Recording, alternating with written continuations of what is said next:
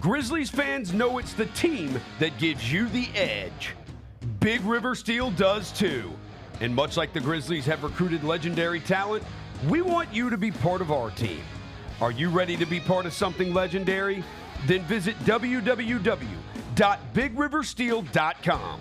That's www.bigriversteel.com.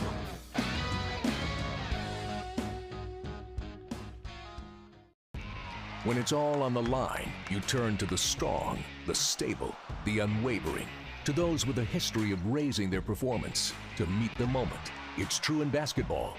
It's true in banking. Grizzlies Checking from Pinnacle. Play hard. Bank easy. Open a Grizzlies checking account with at least $100 and a recurring direct deposit by August 31st. And you could receive a $200 direct deposit bonus into your account. Details at grizzliesbanking.com. Member FDIC.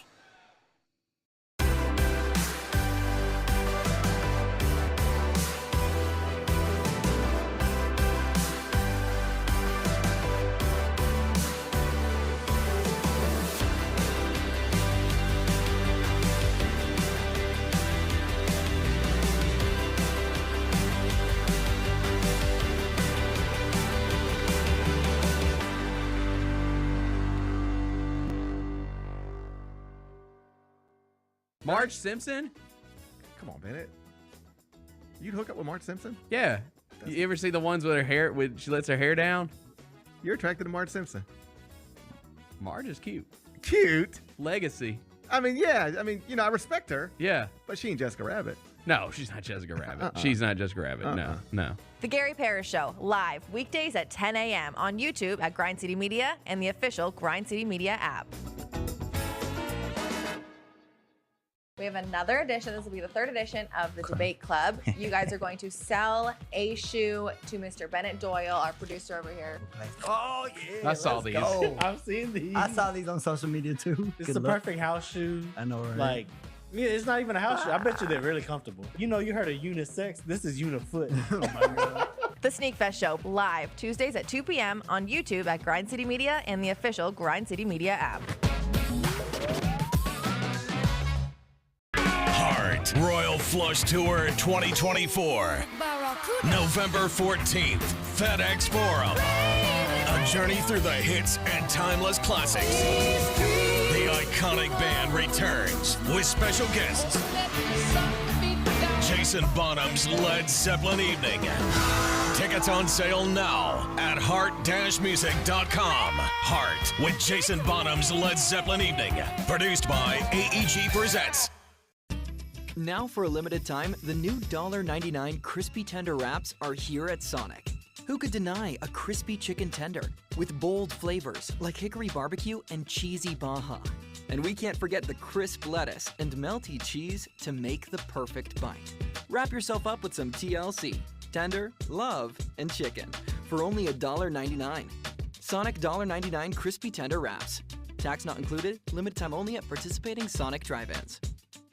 G.G. Jackson, I don't know if you know this, CJ, youngest player in the NBA, does not turn 20 until December of this year. He was the 45th pick in last year's draft. He becomes the first teenager, I believe, to be named to an all-rookie team without having been a first-round pick. Shout out G.G. Jackson. Tune in to the Jessica Benson Show with CJ Hurt, live every weekday at 8 a.m. on YouTube at Grind City Media and the official Grind City Media app.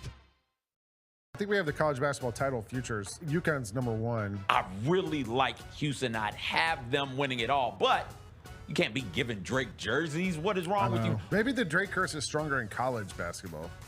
How long has he been riding with Kentucky? He wore an Alabama jersey and Saban retired. The Odds Couple with Rob Fisher, Lang Whitaker, John Roser, and CJ Hurt, live Thursdays at 2 p.m. on YouTube at Grind City Media and the official Grind City Media app.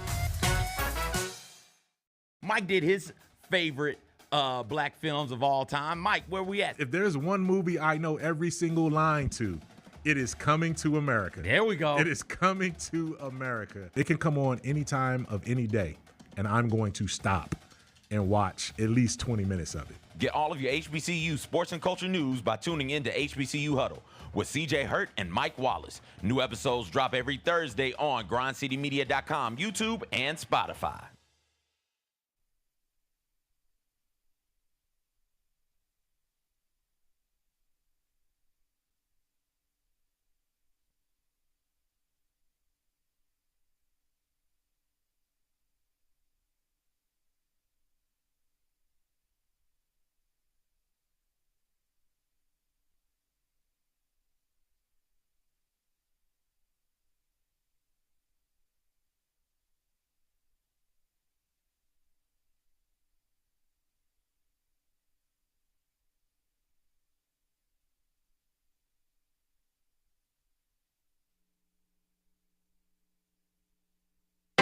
Live from downtown Memphis, this is the Chris Vernon Show, presented by Caesars Sportsbook on YouTube at Grind City Media and the official Grind City Media app.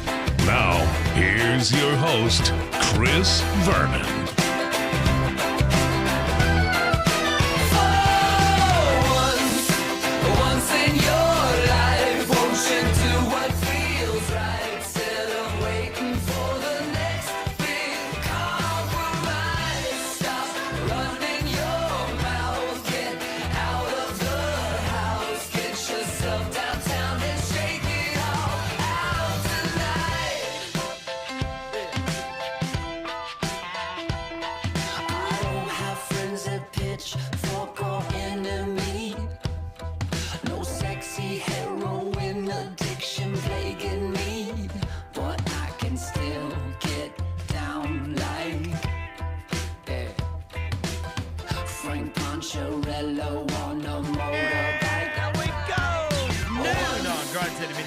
Chris Vernon Show. Welcome. It is the Wednesday, June 12th, 2024 edition of the show. I'm trying to make it July already. Today on the show, we finally have another NBA Finals game that is going to take place tonight. There's big news that came out regarding the Finals yesterday. Got some NBA draft stuff we're going to get to. There was a massive death in the NBA this morning that affects things. We'll get to all the news and notes of the day. It's a Wednesday. It is beautiful outside. Smile. Let's do it. Turn it up.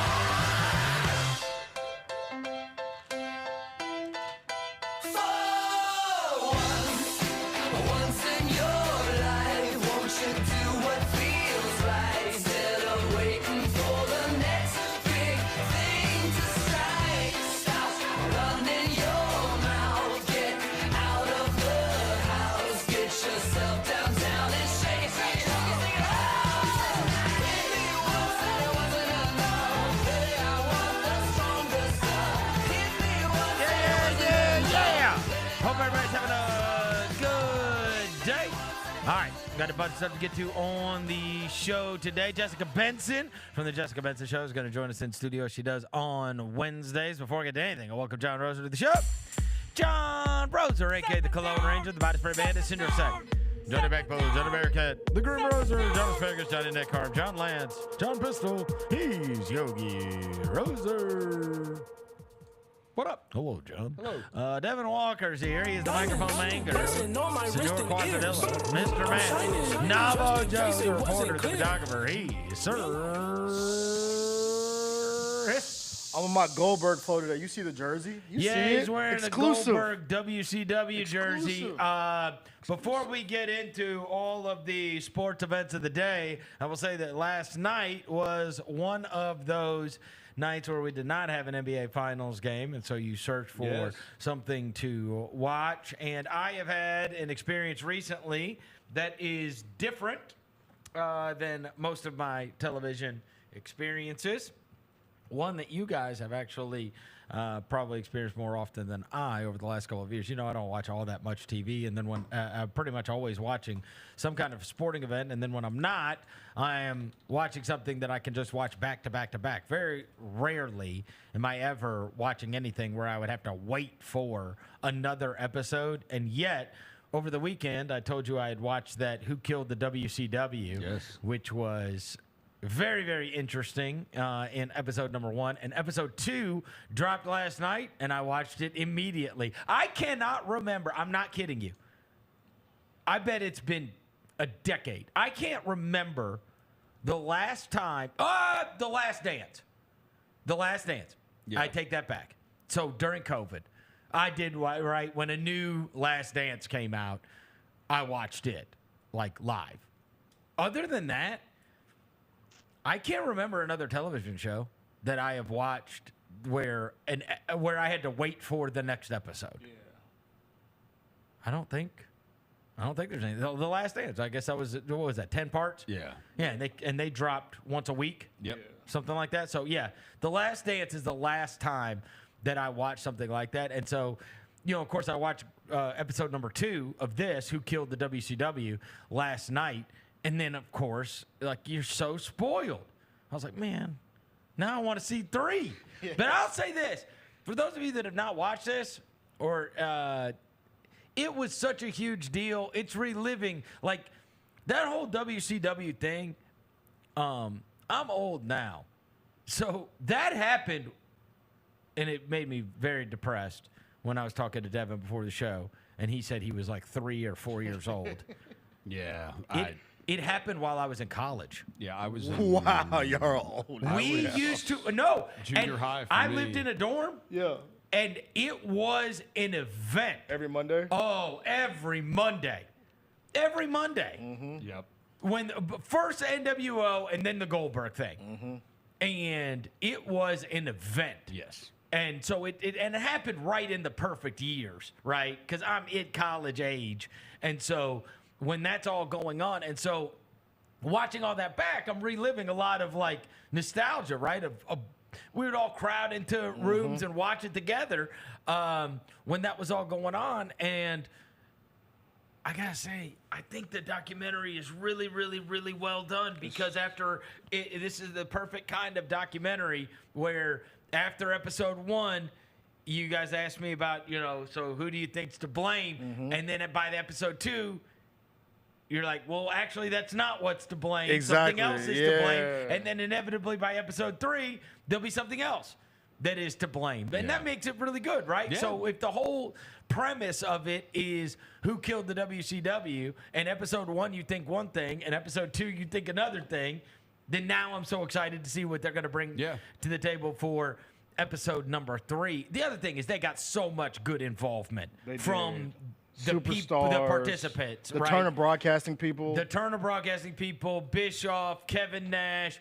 Bret Hart, Goldberg. Like, they got real, and that's because The Rock was involved. They got real participation in this where people are talking their way through it. And even if you don't care about wrestling, it is a fascinating television story, because there is this battle that is going on, and it now carries over to this very day in terms of, now we talk about Turner losing inside the NBA, and you wonder how much of the machinations are like this when it comes to other programming, where it's like the salespeople don't want to sell this. There's people in the front office or that are part of the broadcasting that resent it. There's people that don't really like that the edginess carrying wrestling. Then it starts doing good, and they say, well, give us a Thursday night show too. So now that starts to water it down. But then there's still people that are next to, Ted Turner. Ted Turner loves wrestling, but then the higher ups, they don't like wrestling. Yeah. And they're also, and then they're Time Warner, so they're also CNN, and they're this, and they're this. And so you've got this weird thing that blows up like a rocket ship, and yet they can't really sell it, because, and part of the reason they can't sell it is because they're not really equipped to sell it, because people aren't really interested in it, at the time. And so, but it's like the coolest thing out there. But it's the coolest thing out there, and it's doing so well that they want to expand it. And it's a very, very interesting sports property television affair. Even if you don't get into all the wrestler stuff. Yeah. Right? Even if you don't really care about wrestling. The business side. The business of how this was not a big deal, just kind of a regional deal, then blew up, then had 80-something consecutive weeks of beating WWF or WWE, overtaking that. And then the downfall, it's super interesting. It's really good. Really, really good. Shout out And to it's The really Rock, well man. done. Yeah. Because they said he said their highest grossing year money wise was 97 or 98. Yep. And I think they cratered in 99. Yeah. So it's like, how do you go from making all that money, Yep. one of your most and then the next year you don't even exist. Yep. So like I said, as a wrestling fan, I enjoyed it because I was now young. the next episode, it's obvious all the wrestlers hate this guy Vince Russo, who was brought in, who was the brains behind what was going on in WWE, and so the next episode's clearly going to blame him. Yeah. Oh yeah, he was horrible. Right? Yeah. So it's going to blame him. Yeah. So I don't know. I super enjoyed it, to say the least. And it was a good respite from, wanting to be able to watch a basketball game that was not on last night, but at least we'll have basketball back on tonight. How much do you think? Do you hate anything more than Bret Hart hates Goldberg? No. No, Bret Hart really hates showed Goldberg. me some of those clips. Oh, no, he really hates I get both it's the sides same, of it. but the Goldberg thing, it's the exact same way we're going to get a documentary about Lesnar in years to come. Because Lesnar had no idea what he was doing either, and he thought it was real. And he hurt people. Lesnar has hurt people, Yes. Bro, There were a lot of times where I was watching Brock Lesnar matches, and I knew the other wrestlers were like, come on, bro. Yeah, you're hurting people. Stop punching me. That's a real it thing. was like an excuse for him to be violent. Wasn't that a real thing? It was Chris Jericho.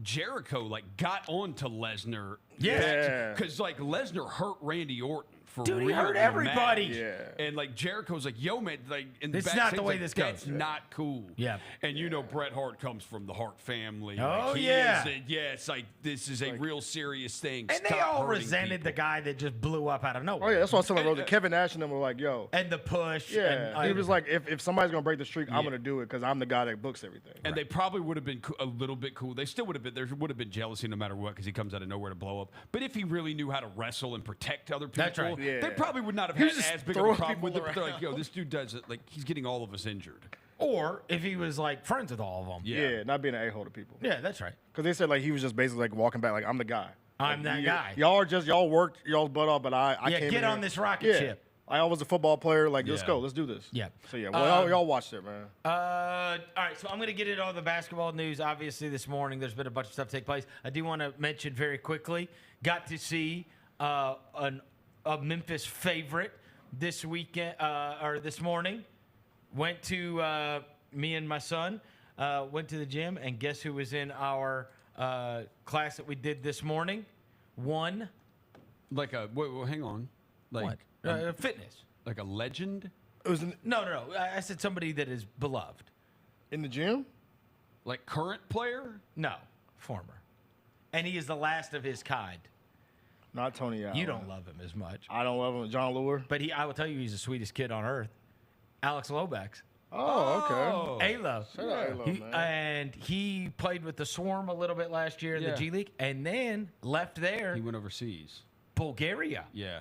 He loved Bulgaria. He loved Bulgaria. He said their arena was not very big, but they had over 4,000 people at all their games. And he's like, and it's wild. It's wild. Yeah. And it's wild, Yeah. and they love it. And he said it was fun. And so he's obviously, you got to wait, see if he can get on a summer league team post-draft or whatever. But he's obviously staying in great shape, and it was good. When I was talking to him this morning, I was like, I was just actually talking to one of my friends the other day about you, in fact, and saying after the Dandridge thing ended, you guys were truly the last of a dying breed. Yeah. Maybe there will come along and be the 4-year college player at the same school, but it feels like no. It feels like we're not going to have, you know what I mean? And especially the hometown kid that, stayed in high school here and didn't go somewhere else. Because now, every time I talk about a high school kid to one of my friends, because now my son's going into high school, so I know a lot of these kids. I've seen a lot. The high school kids that I see, I was at a gym last night where there was a bunch of high school teams. I recognize a bunch of the kids, right? Just because if you've been around gyms, and so then I ask, where's that kid going? Where's that kid going? And none of them are going to the same school that I saw them with originally. No. And a lot of them are reclassing or they're moving. Yeah. Or they're going, some of them, when I asked about 2 kids, they've gone out of state. And these are kids that are not high level. No. I'm saying they're not old, okay, right? You know what I mean? But they've already gone they're like, oh, he's going to this school or he's going to this school. We were talking the other day. There's a elite level player on the high school level that the rumor is he's going to go to Texas maybe or something because going to Atlanta. His coach left from FACS to go to St. George's. But if he leaves, he has to sit out a year. He's already older, so it's so it's weird. And even the 2 best players from that Douglas team that was in the state tournament, they went to Whitehaven. Oh, is that right? Yeah, the 2 best players went to Whitehaven. Bro, it's getting real transfer portal-y in high school now too. Yeah, and so now think about that. That's happening on the high school level, and then you think about college, right? And that every year you're just going to be recruiting transfers that come in. that are different. And so it is weird to think back, but like I was telling Alo, I was like, you really were like, you might be the last, like, you know what I mean? The last, like, well, I guess Dandridge, but the last, like, I went to high school in Memphis. I went to the University of Memphis, and I played 4 years at the University of Memphis. I don't know if we'll ever have that happen again. Like local, it's going to be crazy rare. National. I mean, we've got it on the football side, not a local kid, but like Seth Hannigan's been here forever. That's right. He's been there for like 8 years, bro. We've seen him. Well, anytime you start as a freshman. Yeah, he's been here for a long time, boy. But I mean, like, you know, the idea that you would be at any school for 4 years or whatever is crazy now. Yeah. It's just so few and far between. And look, with the Memphis team right now, the idea that you would be there for 2 years seems extreme. Yeah, it does. We have, what Jaden? Who? Jaden what? Hardaway. Jaden Hardaway. No, I'm saying, like, I mean, is he the only returning guy? No, he ain't coming back. He's not Oh, back. he's not? He's done. He had eligibility. Done. Yeah, he's had Oh, eligibility. he's done. Yeah. He's Only one not coming like back. the I know nine-year guy you mentioned. Ashton left. Ashton left. Jourdain is a 2-year player. It'll be his second year as a Tiger. He's the only returning player is Jourdain. Is that right? Yeah, I think that's He's right. the only one. And returning. don't forget the walk-on Joe Cooper will be back for his second Joe Cooper. season. They had to play him. Yeah, he played last year. They had to play him at a time when nobody was playing hard. Anyway, it was good. It was good to catch up with him, and I'm glad he's having a lot of success. Yeah. Hopefully, you know, look, the guy's making money playing basketball, right? for him, And he's got to go and play over in Bulgaria, and now he's looking for his next shot to try to play somewhere else. But obviously, we'll always root for his success, and it was good to see him this morning. This morning, just shocking, and it shouldn't be, considering, you know, it's an 86-year-old man that passed away. But I did not know that Jerry West, and I don't know if he was in poor health, but when I saw the thing come across the wire that Jerry West had passed away, that shocked me. Just because I wasn't, like, you know, I mean, you weren't mentally prepared. Like, what they, you know, a lot of times you will hear that some guy is, hey, he's not doing real well. There was no real lead up to, we didn't get the news that, hey, Jerry West is not doing really well right now, or he's very ill, or he's in the hospital, or whatever else. And obviously, when you see his age, it's like, oh, an 86-year-old guy passing away is not that rare. But it's just that he has been, like, we've seen him within the media. And we've seen him he's on a podcast, interviews. right? Okay. Yeah. I can tell you last summer in Vegas at Summer League, Marcus Smart's press conference. Marcus Smart, or maybe it was Baines the next day, but, you know, it was in that conference room at Resorts World. One of the other conference rooms right across from it, that's where the Clippers were doing their film stuff or whatever, and the Clippers had an entire buffet spread that was outside. Dude, Jerry West was sitting there talking to Kleiman. I just saw it. I'm like, I mean, he's 85 then, and he's fine. Jerry West brought a. I'm going to talk about this from the Memphis angle. Obviously, look, he's one of the most decorated, greatest players in NBA history. He's the logo. Everybody knows what he did with the Los Angeles Lakers, not the least of which was one Kobe Bryant and his conviction on Kobe Bryant, and then him and Sonny Vaccaro and the rest steering Kobe to Los Angeles on that fateful night, right? By threatening everybody that he would go over to Italy or he would go wherever. Like, they made it happen. But look, he had to have the conviction that Kobe Bryant was that guy. Yes. And he did. When we hired Jerry West here, it is obviously I was here at the time, and it is very, you know, when they first moved here, it was all discombobulated, right? Because you had the first time I ever went to a Memphis Grizzlies like event, as it were, was, and I told you one of my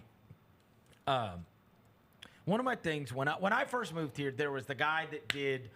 There were the college football guys, right? Jeff Weinberger and those guys kind of did, like, they were the guys that everybody listened to for college football. And then there were the Tiger basketball guys, Dave Woloshin and all of them. They did Tiger basketball. And then there was, like, the historical reference guy in George Lapidus, who was the elder statesman. He'd been around here for 50 years. He had seen everything. He had been to everything. He had covered everything, right? And so when I am figuring my way through the landscape, I'm like, look, if I dude, the Grizzlies were just announced. I moved here in the year 2000, and the Grizzlies came right after, right? Like Calipari and the Grizzlies, no less.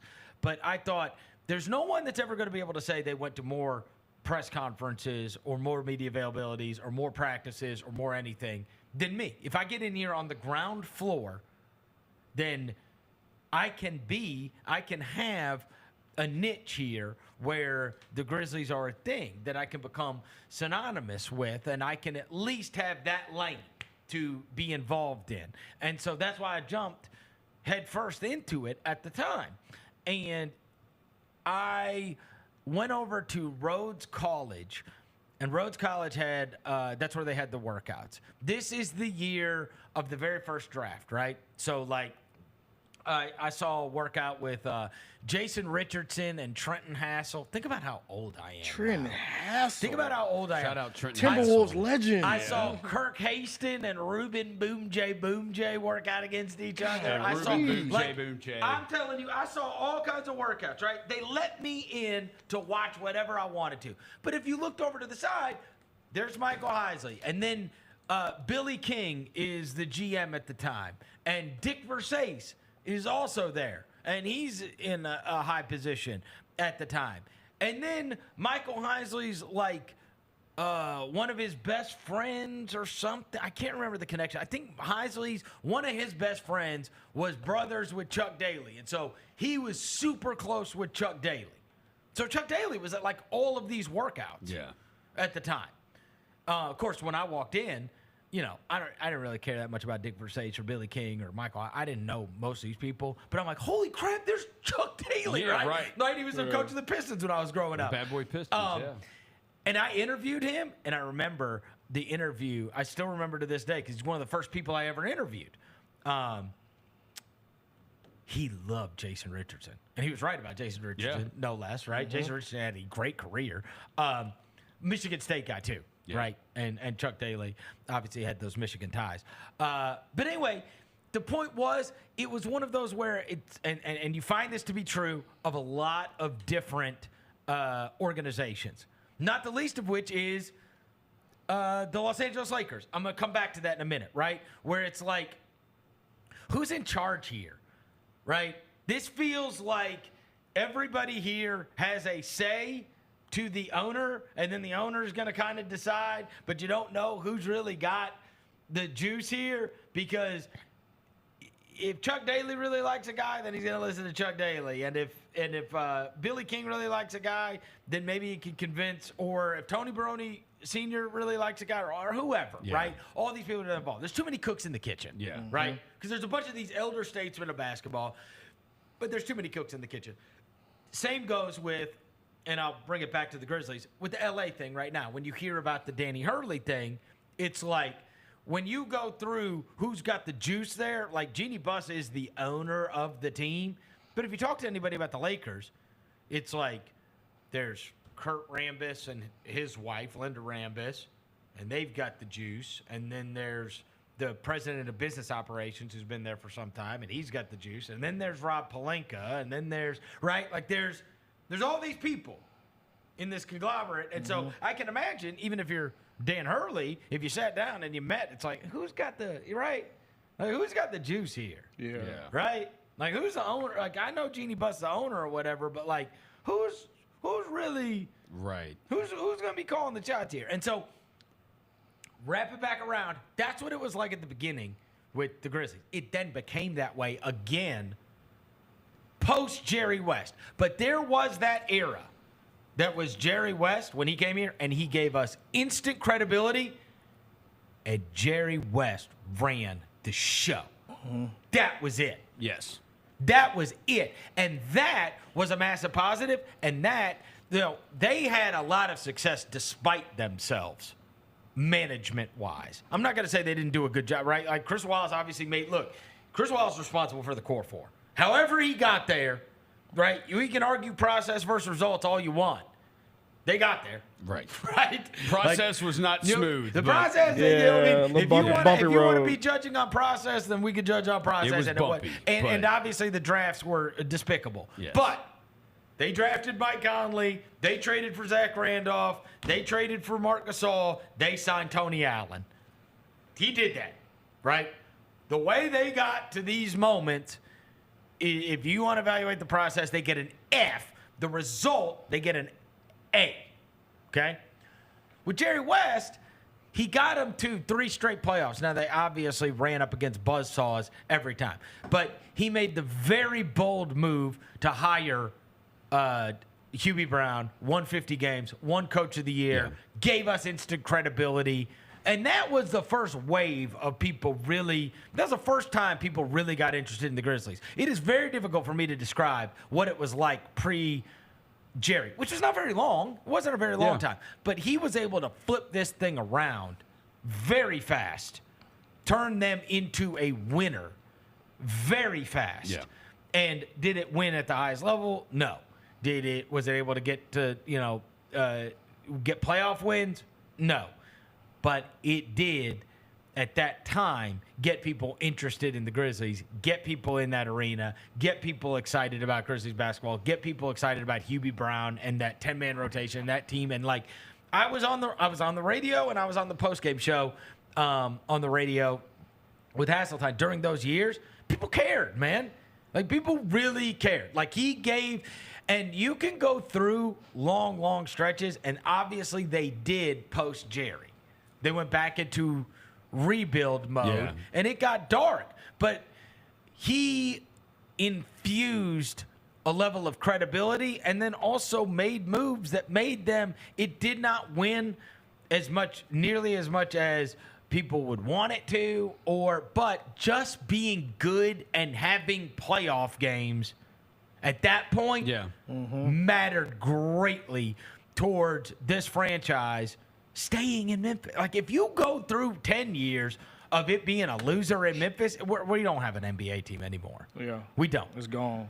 But because of those 3 straight years of going to the playoffs and having, real teams, having Hubie Brown, having Mike Fratello, and he had battles with both of those and whatever, but he ran the show and they were a good team. Yes. They were not a good enough team to be able to get playoff wins, and they weren't a good enough team to be able to beat 1 or 2 seeds. Yeah. But they were a good team.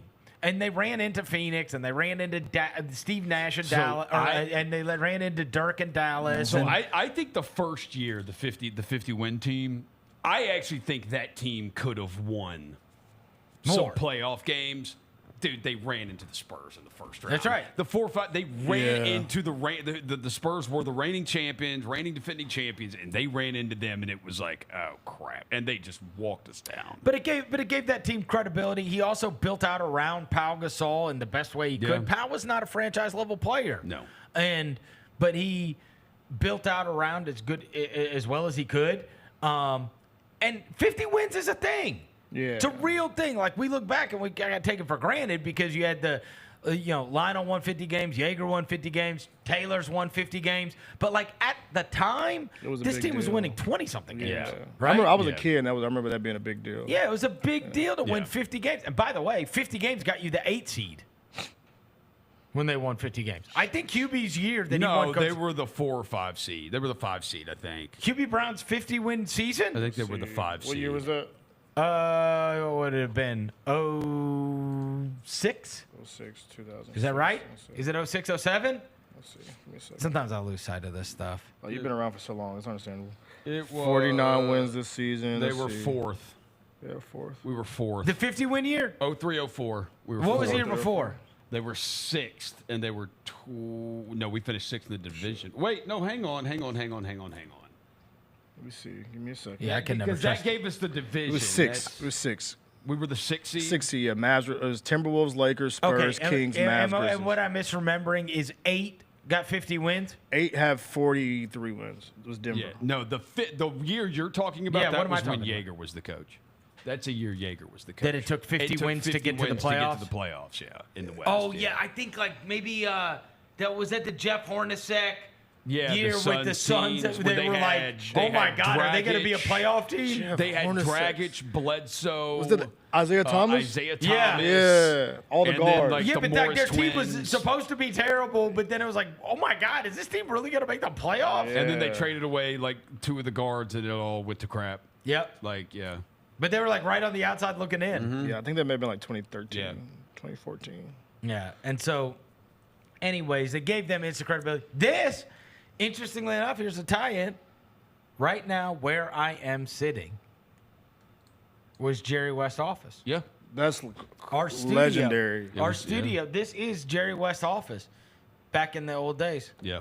Back in the This whole thing. This whole thing. It's a big office. Yeah, bro. There's a lot of room, bro. What you doing? What you got going on? Wait, look at this place. Yeah.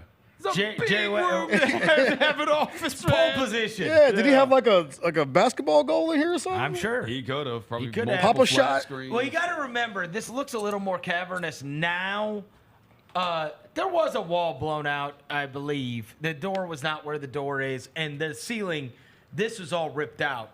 I mean, people can't see this, but because there's lights hanging down. Yeah. But like, it was a low ceiling, so it would feel a lot more like an office if it had a ceiling. It would feel like this an feels cavernous because there's no ceiling up there at the top, Lights, right? Bright lights. Yeah, there would be a ceiling a lot lower than what there is. But yeah, this is where he hung is out. where Jerry West's office was during his tenure with the Grizzlies, because this was where basketball operations was. It was either back this in the or day. sometimes the bar at Folks Folly. Yep. Or Jay Alexander's booth. Jay Alexander's booth, yeah. Oh, he was at Jay By Alexander's booth. the jump by Wolf Chase? Yes. Yes. And then the Daily Grill. The Westin, when it opened, the restaurant downstairs was the Daily Grill, which was based out of L.A., so he loved it. Oh, he was okay. over there all the Yeah. time. Look, he was always cool to me. Yeah. Always. He was always cool to me. Obviously, I covered a ton of those teams, and and all of his press conferences that he had while he was here, but he was always cool. Oh no, I had buddies who they knew it for Folks Folly because they would valet. Yep. So he would come there, he'd valet, he'd sit at the bar, he'd have some drinks, get a fat steak and sides or whatever, watch the Grizzlies on television, depending on how they do. Yep. May yell some things at the TV. Yep. But high strung, brother. Yeah, in my terms buddy of is games. valet. Really? Dude, he always you know what's took crazy? care of them. Always Everybody's took care got of a the story valets. that was ever around him. Yeah. He used to go up after our games. He would go up to Grisani's. Oh, yeah. Right there yeah. across from where Census was, Yeah. on Poplar, right Yeah. past the viaduct. Yep, I know the exactly where it old is. Ronnie Grisani's. Yep. He used to be up there all the time. Just up This there. one, Ronnie was still alive. Just up there. Oh, yeah. He'd be at the bar. Nice you could find him. restaurants, And he man. would bitch about our team Yes. to anybody that was sitting at the bar. He'd be Yes. alone. Drinking wine, bitching to anybody who was sitting around Yeah. him. Oh yeah, no. If All he's the time. drinking wine, But Like it's great. he was not like he was around. Yeah, he wasn't hidden. And then you could be in there and you could walk up to the bar and Jerry West would be there drinking a glass of wine, bitching about the Grizzlies to whoever wants to listen to it. It'd It's be crazy. wild if like cell phones Nowadays existed. would be insane. It's crazy with the way the world is now. Yeah. But that's early 2000s. That's just the way people operate. Yeah. Like it would be crazy if you walked into a The flying restaurant. saucer.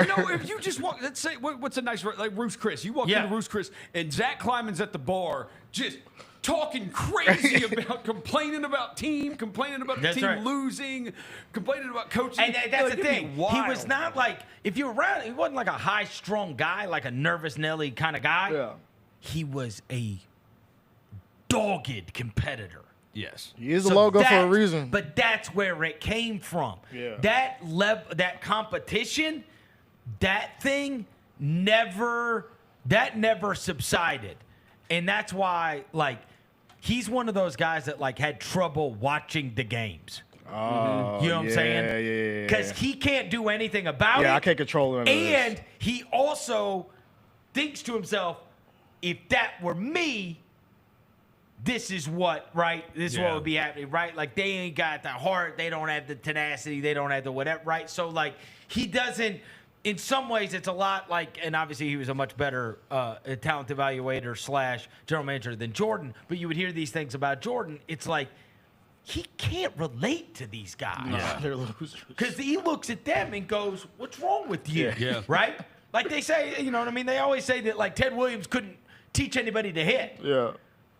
Some, you know, right? Like, because, hey, he had, like, better vision, evidently, than everybody, whatever. But it's like, some people can't relate to the other people. You know what I'm saying? And, like, so he watches the game through the prism of, this is what I would do, and you are... Right, and so it just drive him nuts. No, drive him crazy. I will give LeBron credit for that one thing, because LeBron has said something similar. Like he was asked like if he would ever coach, and he said for the same reason that's why he could never coach. It's like he doesn't get like, I see this. How come you can't see it? Yeah. How come you can't do it? That's right. Yeah, those are well, I mean, very rarely will you ever find. That's why it's crazy that Larry Bird was actually like a good coach. Well, and honestly, you think about the greatest coaches in NBA history, and many of them were not NBA players, certainly not elite NBA players. Spoelstra and Pop would be the two. Even football, right too. there The at the very Belichick top, wasn't right? a good player. That's right. Yeah. And then you Phil find, Jackson, but he was a role player. But you think about like you and look, and you go through hitting coaches in baseball and pitching coaches in baseball and assistant coaches like it's not the who's who of Hall of Famers. It's not like your hitting coach is friggin' Eddie Murray or something, or Tony Gwynn. Like, you know what I mean? Like that. A lot of the hitting coaches are hitting coaches, and guys that understand how to hit, and they could teach you how to do it. Right there, it's a different skill set, being able to do it and being able to teach how to do it. You ain't gonna see Barry Bonds as a hitting coach, right? But Jerry West was able to thread the needle where he could evaluate talent. He could see a competitor. So I found a stat about Jerry West. It said he was in the NBA Finals as a player 62, 63, 65, 66, 68, 69, 70, 72, 73. As an executive, 83, 84, 85, 87, 88, 89, 91, and 2000. Oh, it's him and Riley. Yeah, that's him and Riley. That's GOAT level shit. Are the ones. Well, and the other thing is, you think about the way we talk about players now. He finally got over the hump and finally won a title. Mm-hmm. Look how many times he lost the finals. I mean, he's still to this day the only guy to ever win the MVP while losing the finals. Yeah. He won MVP as a losing player. Every once in a while it comes up. It came up with LeBron. Yeah, he won 8. He lost 8 NBA Finals. 6 times to the Celtics. Think about the way. And holy crap. Hey, and it tortured him. Tortured him. Like, he would tell stories about how, like, it would keep him up at night. He averaged 46 points in a playoff series. 40. Hold on, bro. Hold on. Yeah. 46 points in the playoff series, bro. 46. Oh, he a real dog. Yeah, man. Yeah, he a real dog. I can understand There's why. a reason he's a logo. Yeah, he a real dog, bro. 46. Think about the way we would talk about somebody that lost 8 finals. Shit. Oh, my gosh. Talk about Braun, and Braun lost 5 of them. That's right. He's one of... That's crazy. With Jerry West is one of 7 players to, the assist title and the scoring title. He's won both of them. Like, Bro, winning the finals MVP as a losing player is like... Yeah, it's wild. Every once in a while it comes up. Even people brought it up this year. It's like, hey, could Lucas still win it if they... Yeah, it's like LeBron should have won it that year when Iguodala won it because LeBron had the craziest stats, but, you know. You're not winning it as a loser. Nah, but you got to be... Unless you are Jerry West. So clearly the best player on the floor, right? Like, he was up against the team he couldn't beat. That 44 go hard in the streets, too, I ain't going to lie. Oh, the streets mess with that 44, bro. The baby blue one, too. Yeah, it was a time period when me and my cousins, when you saw that 44, you got to get it. Yeah.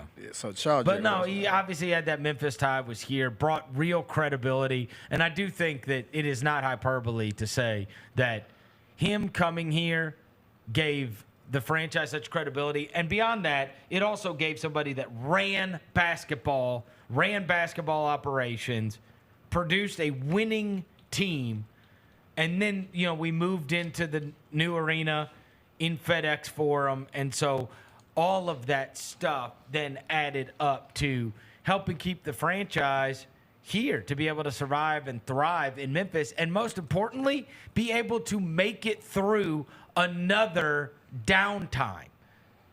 Because I will tell you, the downtime, like it's awful, obviously, when they went through the 2 20-win seasons.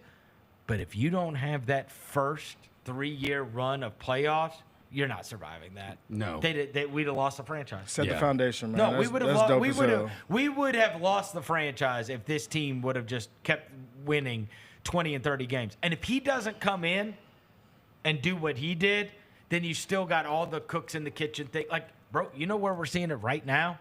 And obviously they're trying to fix it this offseason is Detroit. Yes. Yeah. Yes.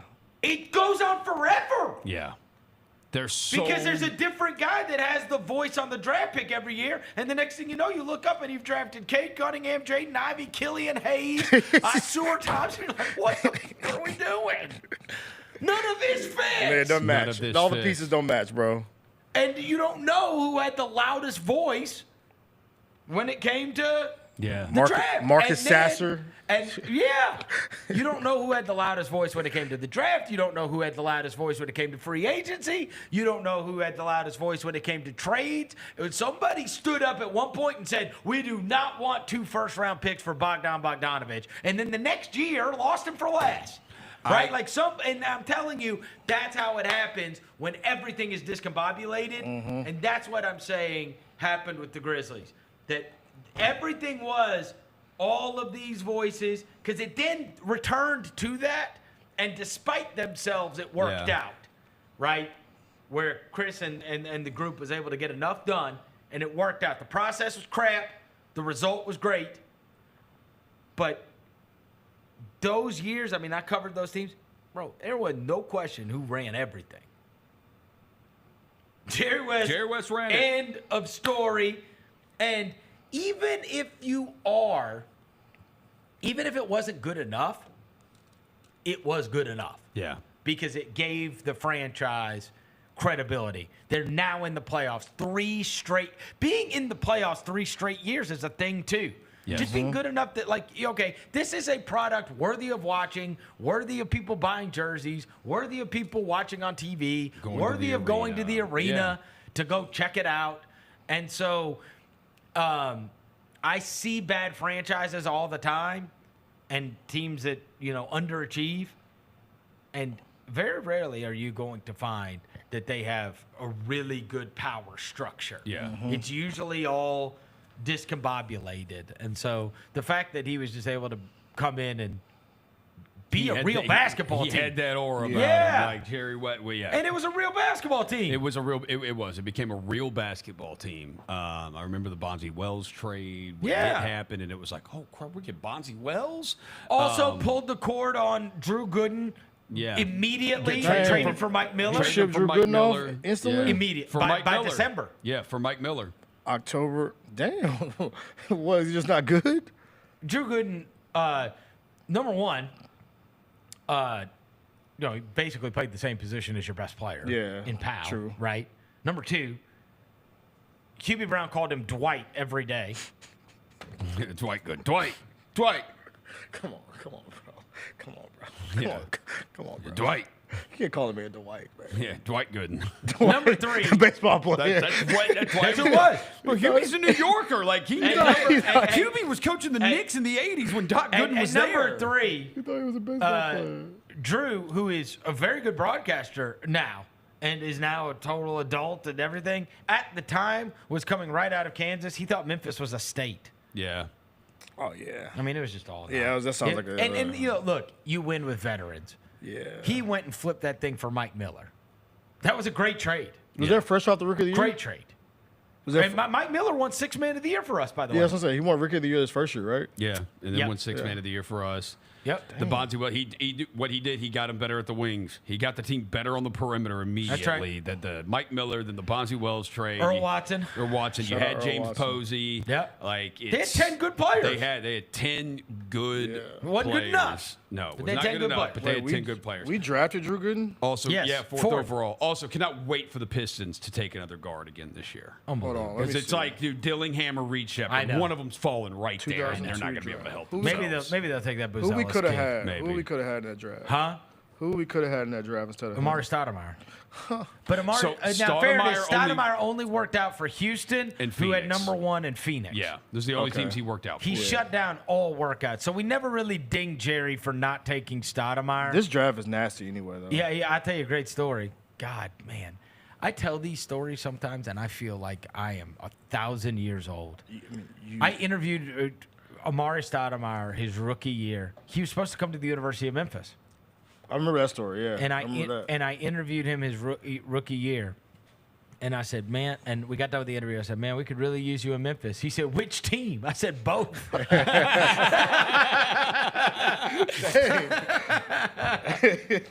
It's true. And I meant it. He was going to come here Hey, for he college. could've. I mean, he was going to. Dang, this draft His guy is still around town. You know him. Yeah. I guarantee you know him. Yeah. Travis. Is it Travis King? Travis King. Oh, yeah, yep. That was Amari's. Travis been around here since then. Yep, know him. I saw him at the freaking He's been around for 20 Yeah, years. that was around here. Amari Stoudemire. That was his guy. I saw him at the tournament a couple weeks ago. That's how he got to Memphis in the first place. When I think about what Amari Stoudemire Travis would have been, was Amari's guy in high school. What would Amari Stoudemire have done in college basketball? Bro. Oh my God. He played with such violence. Like if he would have wore a Memphis jersey, it would have been crazy. Amari Stoudemire would have averaged like 20 rebounds a game in college. Bro, Cal had a bunch of those guys too. We could have had Kendrick Perkins. Yeah, would have had Perkins too. And then he Kendrick went to the Perkins NBA. would have been a monster in college. at Yes. Memphis. Yes. Oh That's my God. crazy, man. Yeah. Wow. Shout out, hey, Quintel Woods is in this draft. Shout out Memphian. Yeah. I did not know he was in this draft. He was going to go to Tayshaun Memphis, Prince is in this too. draft. Dan Dickow. Wait, Quintel Woods was in the Amari Stoudemire draft? Yep. Dude, so Amari Stoudemire and Quintel Woods were both going to come to Memphis. I know. My God. Yeah. Quintel was so cold in high school. Oh my God. I mean, we had squads. The story came down yesterday about Porzingis. That's a big thing leading into tonight. Bro, there's no way he's going to be playing in this series. I'm sorry. Why do they always do this? And I told you about the soft tissue thing going into it, and I never trusted it. And then I had egg all over my face because he looked unbelievable through game 1 and game 2. Mm-hmm. And I know it says it has nothing to do with the other thing. Like, I always feel like all of it is connected, right? Like, because he hurt his leg in one of the in the Miami series, and then he hurt his calf in the next series, and now, like, I mean, he has not been the beacon of health over the course of his career. He had the injury issues in Dallas. He had the injury issues in Washington. And so that's been the thing, is him being able to stay on the court. But I also told you on Monday, those stats are freakish. His on-off stats. The Celtics stats with him on the court versus him off the court are over a 40-point differential. Sheesh. So they have, and after we watched game 2, I said, if I'm Jason Kidd, I'm on the laptop, and I have got to figure out what I'm doing in the Porzingis minutes. Yeah. Offensively and defensively, because it is demolishing us. We're not able to play when he's out there. In fact, here, I'm going to find you this number. Listen to this. Because I said it on Monday, but it bears repeating.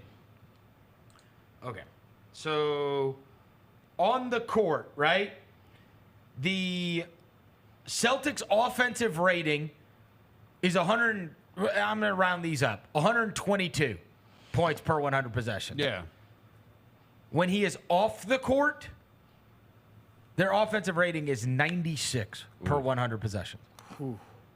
For a differential of 25.6 per 100 possessions. Yeah. So they are 25.6 points better per 100 possessions so far in this series with him on the court. Defensive rating. When he is on the court, their defensive rating is 95.7. I mean, that is, you cannot score. You can't score on him, yeah. Off the court, still good, but it's 112.5. Yeah. It is a 17-point difference. Yes. So there I told you it was 26-point difference on offense and a 17-point difference on defense.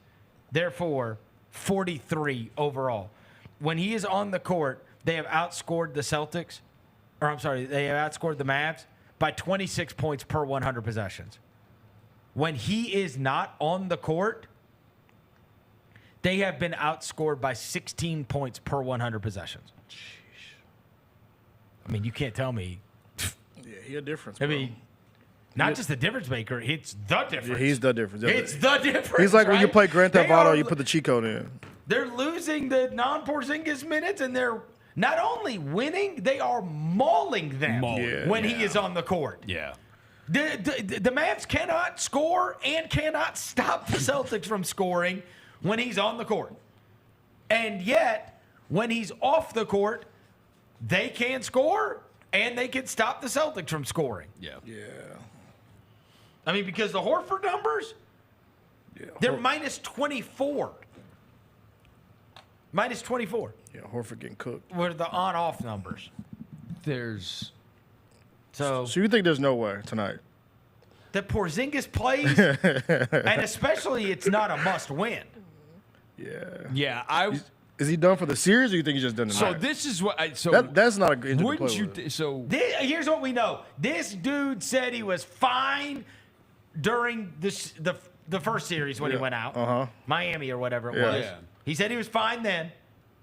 And then he said he was fine again. So he is not. He doesn't know. Didn't Missoula say it was serious? Yeah, yesterday? Missoula said it was serious in his press conference. He said it was a serious injury. Yeah, they just used so many big words that nobody really knew what the hell they were talking Yeah. about. Everybody's like, Bro, he okay. tore something. Yeah. And I will say this. It was like Floyd Mayweather in this I joint. went to bed last night.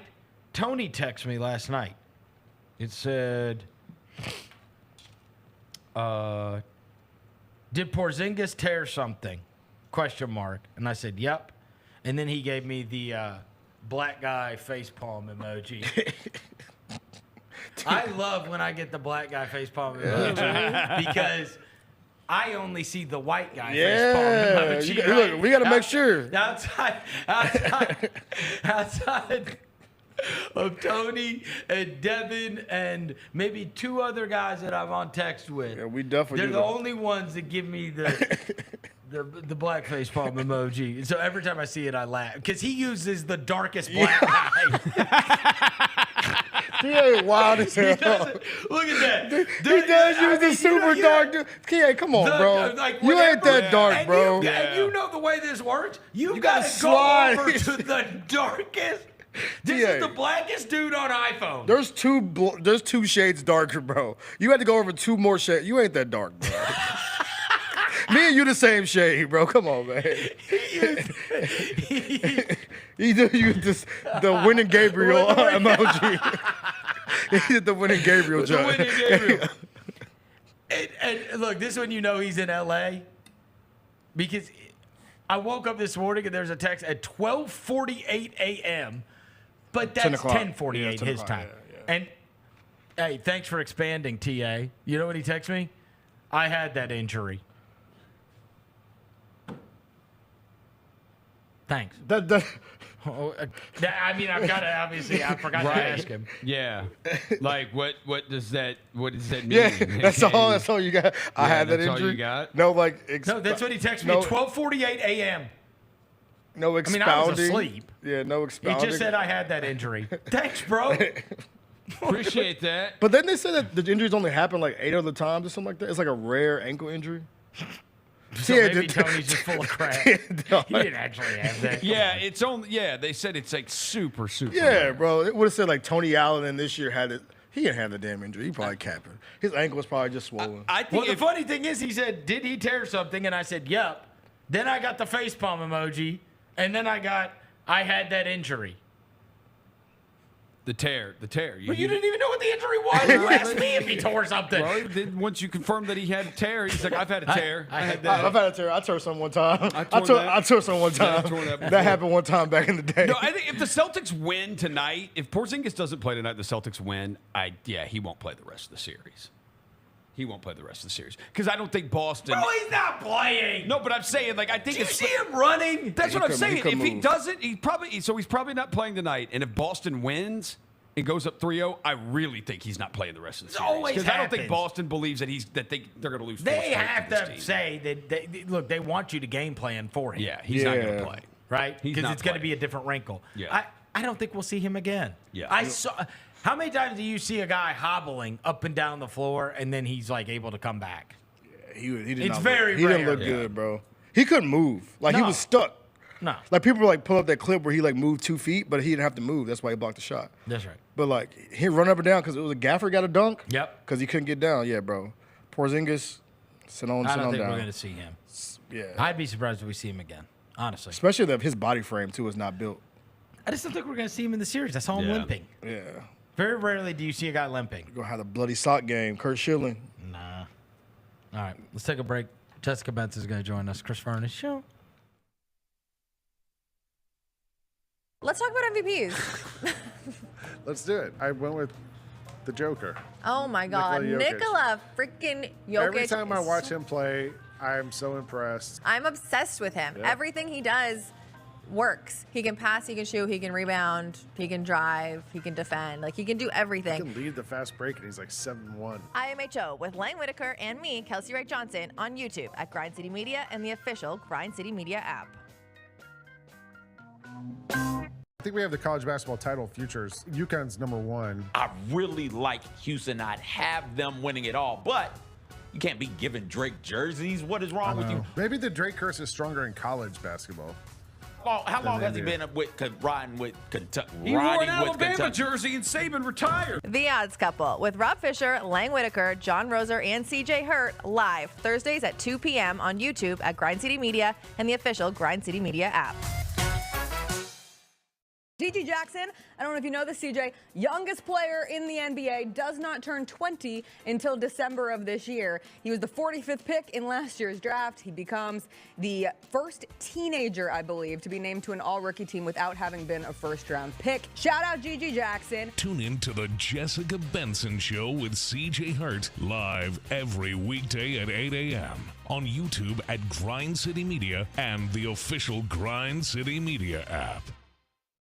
Looking for a full court dining experience? Dribble over to Southland Casino Hotel, your ultimate gaming oasis in West Memphis. As a proud sponsor of the Memphis Grizzlies, we're inviting you to savor the flavors at our 8 incredible dining venues. Ignite Steakhouse is where culinary excellence gets grilled. Indulge in charcoal grilled steaks and farm-to-table favorites perfectly paired with wine or handcrafted cocktails. Enjoy an all-access buffet experience at the kitchens or revel in comfort food and southern classics at the Fry House.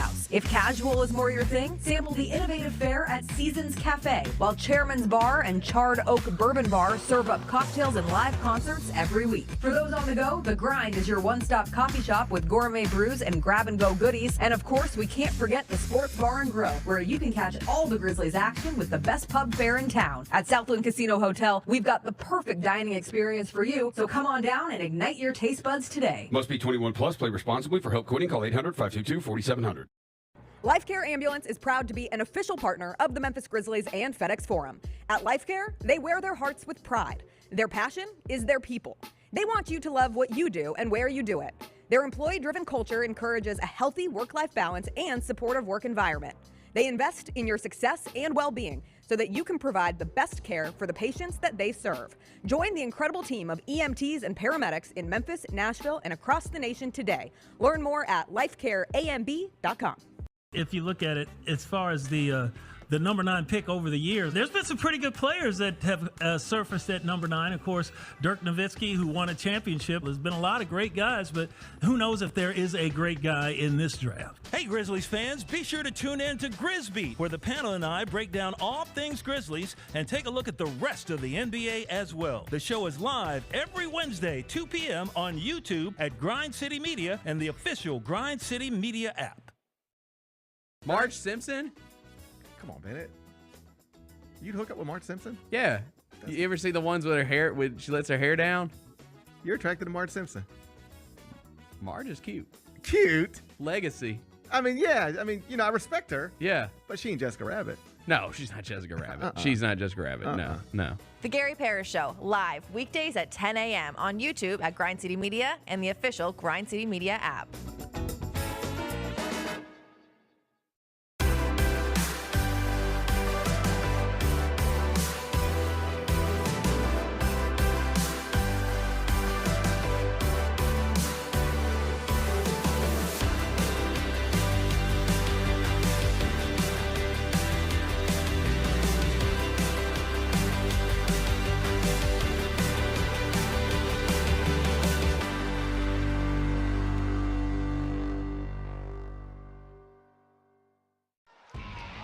Anticipate each challenge. Make a quick response. Capitalize on every opportunity. And win. Greatness won't wait. It's true in basketball. It's true in banking. Grizzlies Checking from Pinnacle. Play hard. Bank easy. Open a Grizzlies checking account with at least $100 and a recurring direct deposit by August 31st. And you could receive a $200 direct deposit bonus into your account. Details at grizzliesbanking.com. Member FDIC. The Grizz Girls are no ordinary dance team. They're known across the NBA for setting the standard for world-class dance and entertainment. From hip-hop to jazz, the Grizz Girls do it all. And they're looking for talented dancers with dynamic personalities to join the team. Do you have what it takes to join a premier NBA dance team and entertain Grizz Nation both on the court and in the community? Visit grizzlies.com/auditions now for more information and show us what you've got at open auditions Saturday, July 13th. Welcome back to the Chris Vernon Show on YouTube at Grind City Media and the official Grind City Media app, presented by Caesars Sportsbook. Now, back to your host, Chris Vernon. At the jungle, man, we at the mud. Like, keep it moving, man, we on the run. Hey, been the struggle, but we ain't done. Yeah, been the struggle, but we overcome. Hey, at the jungle, man, we at the mud. All right, we're back. Chris Vernon Show. So it's brought to you by Caesars Sportsbook. You can go to your app store. You can type in Caesars Sportsbook and you can download it for free. You can use it legally in the state of Tennessee. And new users get up to $1,000 back as a bonus bet if you lose your first wager using the code GCM1000. GCM1000. Caesars Sportsbook. So we've been talking about how the Mavericks are favored in Game 3 throughout the week, and it was 1.5 at the beginning, and then yesterday Roser said it was up to 2. So has the Porzingis news affected said line? Yeah, it has. It's moved a little bit. So it's 3? It's 3 at some places. It's 2.5 at the others. All right. 2.5, That's not that 3. much, though. No, it's not. I thought it. So maybe they think he might try to go out there or something. Yeah. His legs He has gonna. no limp. His legs gonna pop off. No limp. Yeah, he did at the end of the game, though. I know, but like media availability yesterday, he's been walking around today. Yeah. Where's the limp? Here is, right. I mean, here is my take. If he does not play, and Can he run? nobody has been more wrong about any of these playoff games than me. If he does not play, the Dallas Mavericks are going to win by double digits tonight. Oh, I think they might win by double digits anyway. It's just Game 3. That's the way it works. Okay, His so back's against a wall. So You're not saying anything I'm bold. not. I don't have a hot take. That's not really like a bold prediction, bro. All right, let's get to. Hey, before we get into the segment, we've got to put up that the draft party is coming up, and so we get to feature Jessica Benson's favorite graphic. Yeah. Where her hair is in her pocket. Yes. And my I've got jacket one is hair in half-tucked. my pocket, Yo. and the other. And she also likes that me and her are holding basketballs, but the basketball player is not. At least he's taller than y'all. And he's so tall. At least he's taller than y'all. He's so tall. It's just your picture from our logo. It's the Grind City Media Draft Show, presented by Southland Casino Hotel, and it is June 26th at 7 p.m. We're all going to be out there. Hopefully, the Grizzlies don't trade out of 9, and then we have to sit there and talk about how the Grizzlies traded out of 9. I mean, that's what we did last year at the I show. know. Yeah, we just didn't have a pick. But it's crazy. I'm having to go through a bunch of our old shows on video, and the ones I got to today are from 2019. When we got the number 2 pick, the day of the draft lottery and the day after the draft lottery, when we got the number 2 pick to take Ja. Did we take our shirts off? And I said Ja Morant's going to be a superstar. And you come up at the beginning of the show, you go, everything changed. Everything changes now. Wow. Everything did change. changes. It did change. It changes. By the way, Verno, have you seen speaking of the draft show, have you seen the possible draft hat that a Grizzly player might wear? Oh, Put up the draft hats, Jalen. No. Put the draft hats up. So you Put can them get up. one of these. They if are they still have buns. any of the tickets available. Oh, my bad. Like My you bad. can buy My bad. I can't. I'm not. If we're giving you away, I say can't say the they're buns. buns. Yeah, we're giving them away. My bad. Put them up, Jalen. That's why they're giving them away. Wait, we have a possible draft hat? Yeah. I sent y'all the Slack. And if you sign up, it's like half-season tickets, but I don't think they have anything left except for the terrace. Put up on, the like, draft hats. half-season There you go. stuff. That's for every team. Oh. The draft hat. Hold on, I can't see them. I'm blind. Where's the Grizzlies? Bottom 1, 2, left. 3, 4, 6 Pretty from much the bottom left. left. Right above the Hornets. Yeah. Oh, I see it. I ain't feeling it. You're not? I ain't feeling They're it. fine. They're fine. Nah, bro. I've seen worse. Yeah, You've seen worse. Dev, you can get a fit off. No, I can't get a fit off You of can that. get a fit off. Nah. You can. I trust you. Jessica Benson from the Jessica Benson Show is here every Wednesday to get us caught today on what's going on in the world of pop culture. Yes. And here she is. What do we got this week? Can I give a plug first? Of course. A pop culture adjacent plug. Of course. We're starting our summer movie series on the Jessica Benson Show tomorrow. All right. And our first category is sports movies. And The Sandlot Gotcha. won. And so we will be talking about The Sandlot The tomorrow, which I just Sandlot. rewatched, and I am in like full nostalgia throes because it's so good. Like I forgot how So good. warm and fuzzy watching The Sandlot would make me feel. I haven't watched it in great. over a decade. Is And the Little Giants on your list? it didn't make our top 4 of the vote, but I love Is Little the Mighty Giants. Ducks on there? It didn't make our top 4. It was Dodgeball, Air Bud, Remember the Titans, Air Bud and sucks. I agree. Don't tell other Jacob you that. know He's been trying to push for our next category is going to be like buddy movies. Teen Wolf isn't on there. Teen Wolf is also not on it. I'm so sorry. Fun fact about The Sandlot, Rob Fisher, who has been one of my best buddies for the last 20-something years, called my wife Wendy Peppercorn for the first 5 years we were together. True story. What a compliment. Yeah. That's crazy. Well, because I met her at summer camp when we were kids, and I had a crush on her. And you pretended, and you jumped into the pool. He had her. I think she was in his phone as Wendy Peppercorn. That's so Did you funny. fake drown? I was gonna say you Did fake you drown so you can kiss Yes. her. What an American love story. Like Squint. Yeah. Anyway. It absolutely, The Sandlot, I don't know when the last time I watched it. It but I holds remember up. It holds up, and it's why you see that whole cast, when they Oh. still go to ballparks around the country, there's still a line of Yes. people wanting all of their autographs and wanting pictures with them. Like, Look. Ham, Porter, maybe the two best two movie run. The most underrated two movie run ever was him playing the little brother and son-in-law. Yes. And Ham Porter and Sandlot. He was out of control great. He was amazing. Son-in-law, dude. Amazing. Son-in-law is, Yeah. What's his name? Renna? I love him. Patrick Renna. Patrick Renna. All right. Yeah. All All right, right. tomorrow, Sandlot forever. Sandlot. Tomorrow. Got it. We'll start with pop culture stories this week. The #1 movie on Netflix is Hitman. Have any of you watched it? I think I watched the trailer. Okay. It stars Glen Powell. I've not seen this. It's directed by Richard Linklater, who has done such a variety of movies: Dazed and Confused, School of Rock, Boyhood, the Before After Sunrise, Sunset series.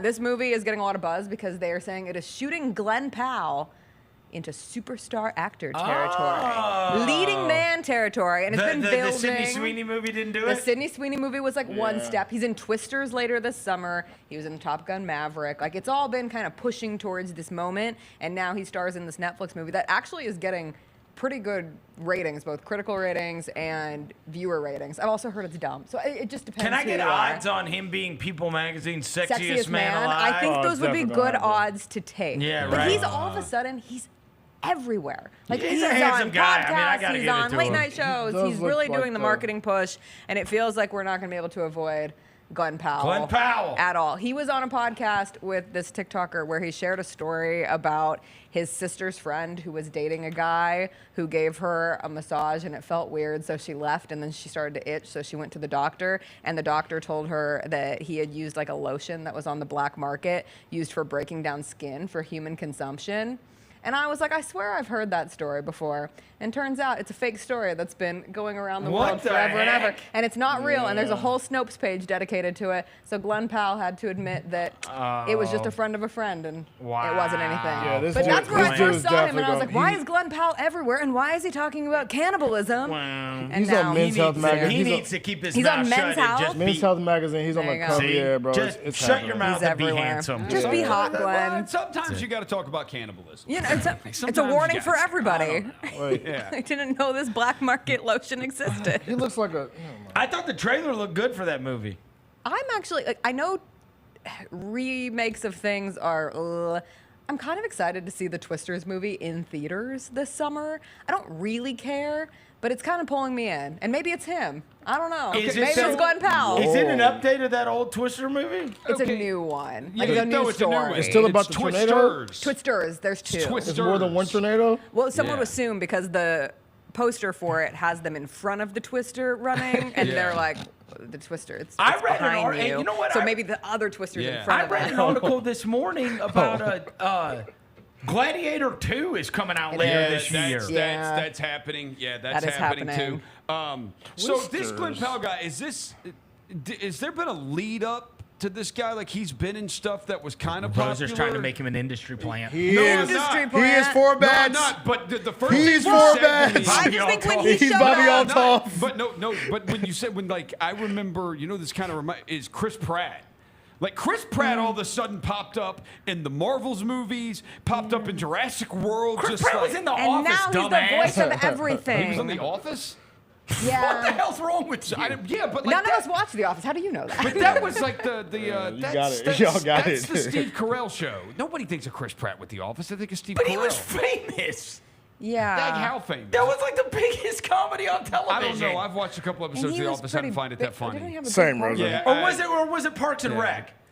Parks and Rec. Parks and Rec. I'm sorry. Okay, that's It not was The Parks Office. and Rec. Same Okay, thing. that's not. I'm sorry. I said The Office. It's Parks and Rec. That's not. Good try. Yeah. By the way, you were pretty firm on that too. He was in The Office. Parks and Rec, The Office, same It's the deal. same thing. Yeah. Yeah, but he No had like brothers small watched either of roles them. in a lot of Exactly. things. Brothers definitely got in common. I Black don't folks know. ain't Then watching. next thing you know, Chris Pratt's married to the Schwarzenegger girl. Yeah. So Glen Powell was in The Dark Knight Rises. He was. Traitor number one. Oh God! Shut up. The first time I recognized him was in Top Gun Maverick. I was like, "Ooh, who's this cute guy in he was Aviators?" in that. He There was he is. in Ride Along. That's what gets you the aviators. Aviators are good. Top Oh, he was Gun- in Hidden Figures too. Dude, Top Gun Maverick was awesome. Yeah. Well, that was our welcome back. Tom Cruise saved movies. Yeah, that was awesome. Aviators He made a told comeback. us. Welcome back. Anyway, been Hitman. a If anyone dud goes watch summer it. movie. It's It been has. tough. We're Bad going Boys to the did really well. We're going for the first time are you this gonna see? weekend. Inside Out 2. 2. Oh, I know. I'm course. so excited. My daughter's had that thing circled for I can't tell you how long. That excites me. I'm genuinely. That's one of my most excited movies for Yes. this summer. Yes. If it disappoints me, I'll be It so won't. bummed. No, they do a great Okay. job with that. The first one was so good too. All right. Well, All right. on a much different track, have you been continuing to follow the Young Thug trial? Oh, this is amazing. Yes, it's great. It's just amazing. Beca- The Young okay. Thug No. trial. Oh, Okay, it's so to catch amazing. people up, because I recognize not everybody has dedicated their life to staying on top of the Young Thug trial. Free Young in Thug. 2022, Young Thug, truly humble under God, was indicted on 56 counts of racketeering, along with 27 members of That's what he his said, Doug. YSL gang. Yeah, That's what his lawyer Truly said. humble under God. Truly I humble agree. under God. The state of Georgia alleges that YSL is a violent street gang responsible for all kinds of bad things, guns, drugs, the works, and everything. This trial really started to get noticed when they decided that the grand jury could use his lyrics against him. So you had all of these lawyers and like people in suits Reciting speaking through, reciting all of the Young Yeah, Thug lyrics, and and like that's a real slippery slope. I don't know for somebody to be Jess- held accountable Jess, for that. Let's not forget YSL is Young Soldiers of the Lord. Right. Yeah. Absolutely. Yeah. Yes, yes. Soldiers This of trial the has had so many dumb moments. Like one of the ones that sticks out to me is someone, like a defendant tried to pass drugs in court and got caught in real time. A member of the prosecution sent like a hit me up message to one of the witnesses, insinuating like that he wanted to, hook up with her. Gunna took a plea deal in this, ended up did. going to jail, came out. A Dropped defendant one of got the best stabbed albums in of the year. jail. There's been a lot of waxing and waning through it, but now we had a big moment this week where the defense attorney for Young Thug, his name is Brian Steele, and he made it very clear that if you ever find yourself dealing with RICO charges, you should call up 1-800-BRIAN Steele, and he should be your defense attorney, because he somehow learned that the judge, the prosecution, and a star witness had a secret meeting in the judge's chamber, which could be considered coercion. And like these meetings can happen, but generally all parties need to be made aware that these meetings have happened. And so Young Thug's lawyer called them out for it in court and called the judge for it. And instead of addressing what actually happens, the judge demanded that this lawyer reveal how he obtained his information. Lawyer refused. He's like, I'm not going to give up my sources. I'm not going to be a snitch. So the judge has now held him in contempt of court and sentenced him to 20 days in jail, only to be served on weekends. So this lawyer now has been sentenced to 20 days in jail, weekend style, where you just go in the weekend, you come out the next day, and trial continues. But like this whole thing has been such a circus, and now this has just sped off into the realm of, even if Young Thug were What is he convicted, charged with? And the attorney, Racketeering. the attorney requested and was granted that if he is going to be serving in jail on the weekends, that he be Young Thug's cellmate so they can prepare for trial too the upcoming week. This is wild, bro. The lawyer is awesome. Like the lawyer is becoming an icon, and all of the other defense attorneys in Atlanta have like rallied around him and protested that this was so inappropriate of the judge, and that the judge should never let his feelings get in the way of all this. And it's an absolute mess. The judge might have to recuse himself. This has been going on since 2022. Free Thugger. It is June 12th, 2024, and this trial is never ending. We need the music, bro. Free Thug. Yeah. We need the music. We need the music. Free Thug, bro. We were talking about this earlier this morning about this is how good of a lawyer this guy is. Because, like, bro, if you read all the stuff that Young Thug's accused, I mean, it's probably like, yeah, he probably did a lot of it. But, like, it's gotten How dare you? But it's gotten to the point that, like, dude, this lawyer is so good that it's like, I'm like, yeah, man, you can't do that to Young Thug. That's illegal. It's like mistrial. Why so for life? It's not what you did. It's what they can prove. What they can prove. Exactly. But anytime you find yourself being like, oh, that defense attorney, I like him. Like, I stand the defense attorney. Something's gone horribly amiss. Yeah. Like, I just finished the Jinx Part 2. Yeah. And I wanted Robert Durst's lawyers to be held just as accountable as Robert Durst was for ultimately getting convicted of 1 murder and accused for 3. I was like, these lawyers are giant POSs. In this case, I'm like, yeah, Brian Steele. Maybe I should get some RICO charges just so we can work together and see what happens. Anyway, continue to follow the Young Thug trial if you like to be entertained. Okay, next up, this was a lifestyle news that came out yesterday. Apple had their yearly summit, and they announced that they are launching their own AI this fall. It is called Apple Intelligence, and it will be available for iOS 18 this fall.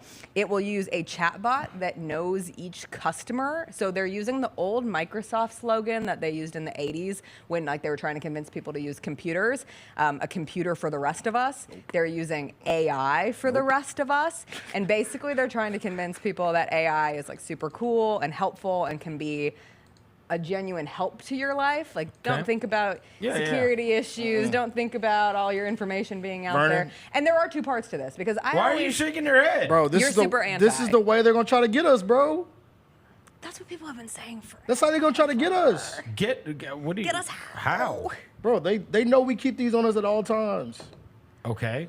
They're gonna try to tap into our brains, bro. They already do that. I'm scared, bro. Keep going, I don't want a brain chip. I don't want to I don't need them knowing I don't mess with any of that crap. I kind of sit in a middle zone with this because, I've started using ChatGPT a little bit more just for general things. That's and how they it's get you. really helpful. Yes, ChatGPT is the gateway drug. Okay, you and I can talk about the algorithm. They already know you. Bro, right, if you I don't check even know anything anymore. you talked about today, you'll hear Young Thug and you'll get on. They and it'll know be you, bro. Bro, I don't need them, whatever's bro. next. They adding that feature about recording my phone calls, bro. I am good on that, bro. I so wish the recording Stay phone away calls from me. for journalists, that's such a thing that most people are like, oh, recording phone calls, and there has to be some level where someone's alerted if you record the phone call. But I remember in my local news days trying to do recorded interviews with people on the phone. If I had the ability to record straight off the phone and transcription, would have saved so much time. But there's a lot, they can fill out documents automatically for you. The example they've used is that your phone will know you so well that you could be like, hey Siri, what time does my dad's flight land today? And it will know from emails, texts, everything, who your dad is, when the flight lands. Why you is can that set it not up for your cool? family. That's nice. I think that kind of stuff is actually exciting. Yeah. And I don't know. People have been afraid of things with technology for a long time, I'm not be it afraid of that. computers You or seen cars or iRobot? I would give electricity or anything whatever. to not have to search through emails. I would give anything to be not- like, hey, when's Haley's game tonight? Yeah. That kind I of don't stuff care I if think is it knows cool. me. What do I care? You seen iRobot? What do I care if it knows me? Yeah, I just think it already knows me, and so if it can know me and help just be streamline helpful, my bro. life. I'm about that. As a human race, we are just contributing to our own demise. Okay, here. I hate being on Rose's side about anything. One of the things that you can going do. to happen. Devin, I feel like this is going to be so helpful for you. You could talk into your phone and say, please show me every picture I have in my phone of John Moran. You're working for a social post, and you don't have to search anything. You don't have to do it. It would be able to, by face recognition and how it's stored in your phone, would come out with every picture. No, I'm it's scared, it's bro. real. I'm scared, bro. That's very real. There's going to come a time. We'll probably be dead. But what about anything that she's talked about worries you? So there's going to come a time, right, it knows you. The phone knows you. Okay, and then the phone turns on you, and the phone kills There's you. going to come a time. When you There's wake up going at to night, come a time when the computers realize that they are computers and they really know how to communicate with each He's other. going too far. I'm not going too far with this. This is going to happen. You want out now. Yeah, You're back. I'm jumping off. They will be dead, but Vernon, I'm it will done. happen. And they will know how to communicate with each other. And because that computer individually knows you, it will be able to bring you down and it will kill all of us. That will happen one day. We will be dead before it does. But I don't care. It's going to happen. I just think there's features. I saw a feature they're adding about the math thing, where if you just draw a math problem and they solve it for you. Yes. Let's not make it. I mean, I'm gonna say Why this. not? You want to do more math? Okay, no. not a I'm good talking about thing for this for next kids, generation. though. They're already crazy, bro. I need them to break it down like we broke it down. You do the divide sign. All right, you guys need more stuff going on in your life. What do you mean? And I say this as an older guy who now I'm shocked. I thought I was gonna have to sell everyone on this my table. amount of the things that I have the bandwidth to actually worry about has decreased so much that people sitting around and worrying about something like this. I'll worry about something if it affects me and it bothers me, and when it becomes current, and you can say, well, that's just foolishness because then you're gonna be too late to worry about it.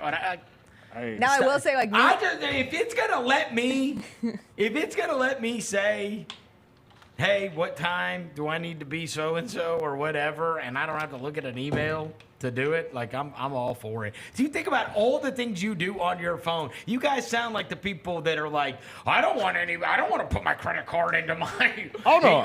I'm all Apple Pay. I'm straight Apple Pay. Look at my phone. So new friend of the city, It's just Elon Musk, has threatened that he's going to ban Apple devices from his company because of this partnership. But then people were quick to point out, well, even to use Twitter, you have to give your address, your email. If you want to use advanced Twitter, you have to give your credit card information. So what's the difference of that versus this? We're all sitting in this space where AI is going to be here, and we can either shut yourself off from it and run away, or embrace some of the things that might make your life easier. I do think there needs to be, obviously, regulations and guidelines that will continue to be developed. It can't take over everything, but it's here. The second Apple starts pulling it out as if it's supposed to be it's a like the friend people that to were like, you. well, then people are going to know my phone number and they're going to know where I live. And it's like, bro, I grew up when they delivered a big-ass book to your house that told me exactly where you lived and what your phone number was. I'm like, what are we doing? Who cares? I'm with a lot of the stuff. It's just some of the stuff I'm like, bro, these kids are already slow, bro. But we do have to figure out how to They keep do a lot jobs. for them. Because eventually things can do too much. These kids are already not that smart, bro. This is not helping them at all. I mean, I'm all about technology, but they got to figure out something. These kids are already out of pocket. They're already doing wild stuff. They can't rely on this for reading everything to them and doing math for them. You gotta do something. All right. Now you guys are officially moved into old. Congratulations to Rosa and Devin both. No, I understand that. Should we give diplomas? I tell them all the time. You can find writings from the 1500s of people saying the younger generation is stupid and I'm not useless saying anything and is a about the bunch of younger bullshit. Okay, I wouldn't say all not saying that. anything about the I younger said they're not as generation. smart. No, they are wussies. They also have no social skills. That's a different Yeah, part they of can't it. talk because of what? AI.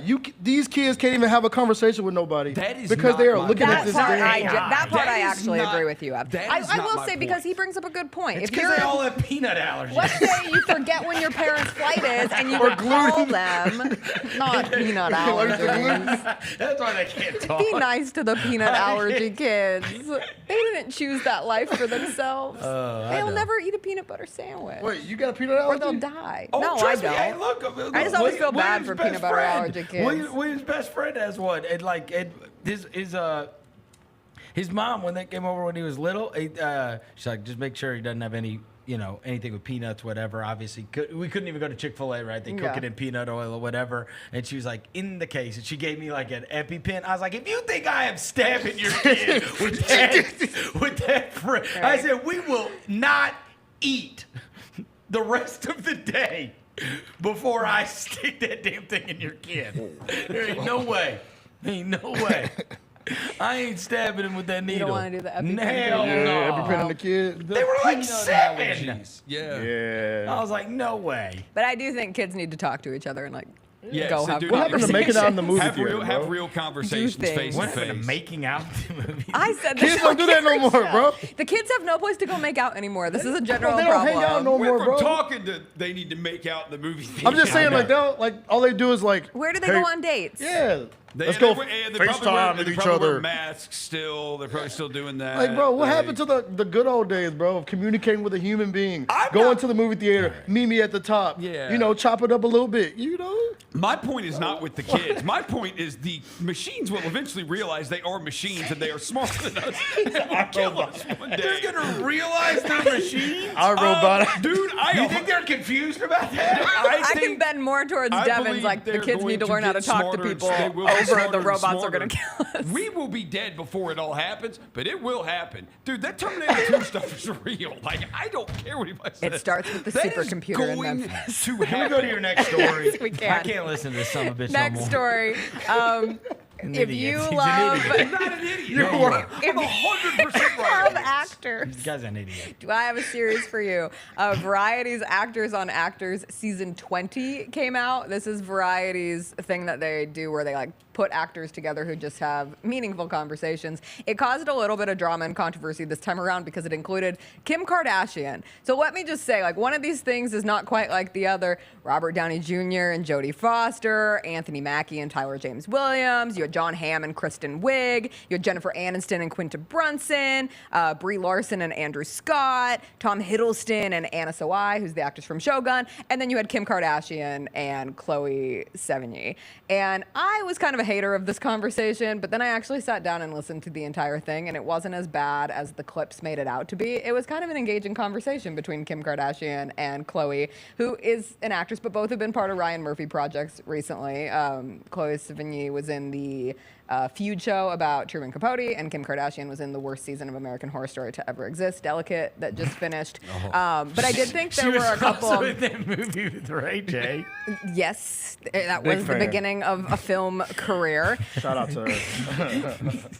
Well, won a lot of awards, by the way. You're right. Won I'm a lot sorry of that I awards. took out Why'd the you leave actor. that of out? that. Don't leave I'm that so one out. sorry. That's the best I'm one. so sorry. Great screenplay. Within the conversation, she did talk about the O.J. Simpson series and said that she asked Ryan Murphy like who his sources were because of just how accurate the portrayal of her dad was within that series. And then we also learned that the next American Horror Story is going to be the Menendez brothers case, the boys who killed their parents. Yep. And I'm very excited for that one. And apparently Javier Bardem's going to be in it. And speaking of people who talk, Javier Bardem never brings his phone on a set. He just talks to people. Good for him, man. Shout out to Javier. What Learn has how that to guy have a been doing conversation. since No Country for Dude, Old he Men? was the bad guy in one of the the James Bond movies. movie. Yes. He's And Time he's to doing Kill. something else, awesome too. actor. Yeah, dude, he's awesome. He's so good. I think it was A Time to Kill, right? He was just in something Or new, no, too. Skyfall. It was Skyfall. Skyfall. Yeah. And the Skyfall. Dude, it was awesome too.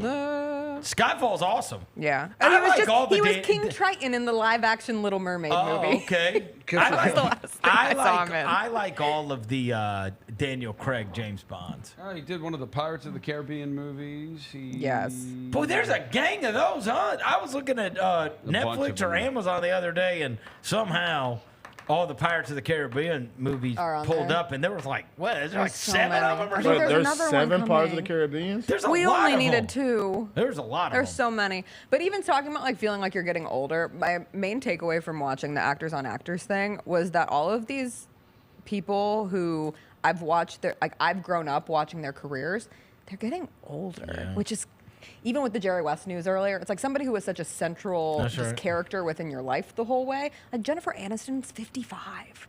Damn. Naomi Watts, She is. 55. Robert Downey Jr. is 59. How old is Megan Good? Jodie Foster, 61. Megan Good's how old? Like, it's just... Megan Good's 42. The Starts Jodie to- starts Foster to one's the one catch that up with you. actually, I actually think I would have thought Jodie Foster is older. Bro, she was in Taxi Driver. Yeah. And that's a movie that came out before I was born. You would probably like Right? the So now Jodie Lathan's Foster, Robert 52. Downey Jr. conversation. It was interesting. What year, what channel is this stuff on? It's on YouTube. You can find all Oh, of them it on is? YouTube. Actor on It's on the Actor? Variety YouTube Oh, page. Variety. Mhm. Bro, So then Sanaa- they also have written pages with it and photo shoots Sanaa and all that Lathan's stuff. 52. Is that right? 52 years old. She still look good. Shout out Sanaa Lathan. All right.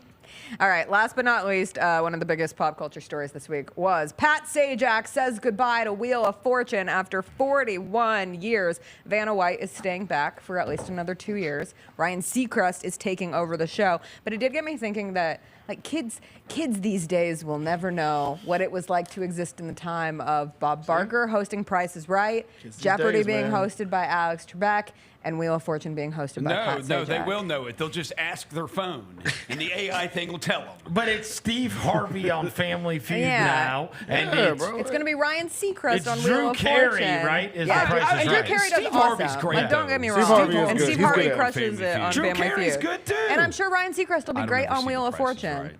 And does Jeopardy have like a rotating host now? I don't watch Yeah, Jeopardy. People don't watch Jeopardy no more. They're doing a Jeopardy gonna pop be culture Blossom though. for a minute? I'm excited They are about going it. to do a Jeopardy pop culture. Yeah. That'll Oh be no, it's Ken Jennings, isn't it? Is it always Ken Jennings? know Did if he it's take Ken over Jennings. officially forever? Is it Ken Jennings, the host of Jeopardy now? Every time I see a Ken Jeopardy Jennings, clip, yeah, it's it Ken is. Jennings, Yeah, but it I didn't is. know if he did it all the time. I Yeah. remember there was a whole bunch of drama. Mayim Bialik or whatever. Mayim Blossom. Bialik. Yeah. Dang, bro, you sound like Floyd Mayweather. Sound like you. Hey, I Trying to sound like Floyd pronounce Mayweather too. That's Blossom. Oh, that's Blossom? Okay. And then everyone wanted LeVar Burton to get it. Oh, I was for going to a say while. LeVar Ball. What is he That would doing? be What is he cool. up to these days? Doing a podcast. If What's new LeVar with Ball him? hosted Jeopardy. So that would- blaming his kids' injuries on. Yeah. When it was his fault. The big baller brand shoes, the worst made shoes ever. He said if they would Yeah. not, if they would have worn his brand, that they wouldn't have gotten injured. Bro, they said them Jones are made out of paper, bro. That's why his leg exploded, Lonzo, because he was wearing them big baller brand, terrible The thought shoes. of leg exploding just made me really uncomfortable. Look, man, it's okay. Did you hear what Pat Sajak's doing now that he's not doing Wheel of Fortune? He's doing community theater in Hawaii. Is that Which true? honestly is my retirement that's goal. awesome. So That's pretty he's dope. doing like a Columbo production in Hawaii, and he's All the right, hold headliner. on. Pat Sajak was a thing when I was a kid. So you're going to shock me when you tell me how old he is. Let's see. I got you. Pat Sajak, I would He's guess got to be 75. I was going to say 78. He is 77 years old. 77, yeah. And Vanna White is 67 years old.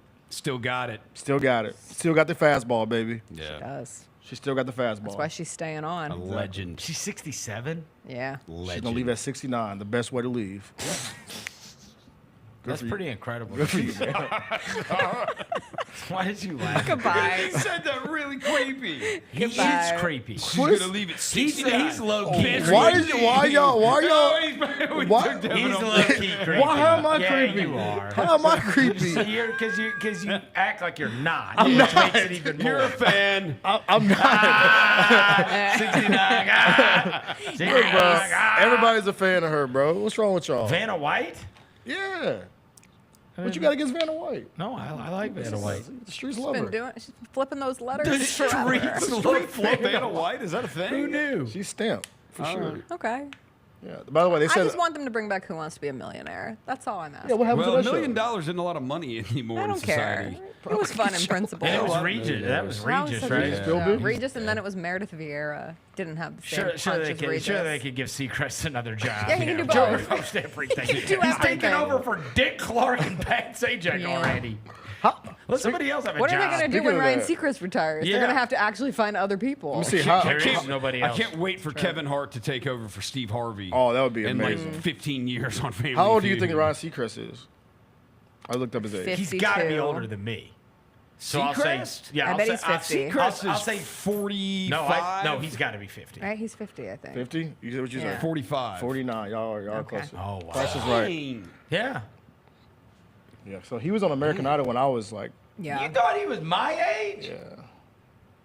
I mean, yeah, I thought Seacrest was pretty young. He dude just looks young. God knows how many freaking Yeah. Botox shots that guy's had. I don't in think he LA. eats carbs. He also Yeah. never been married. It'd be like that, man. No Keeps you kid, young. No marriage. Keeps no you young. kids.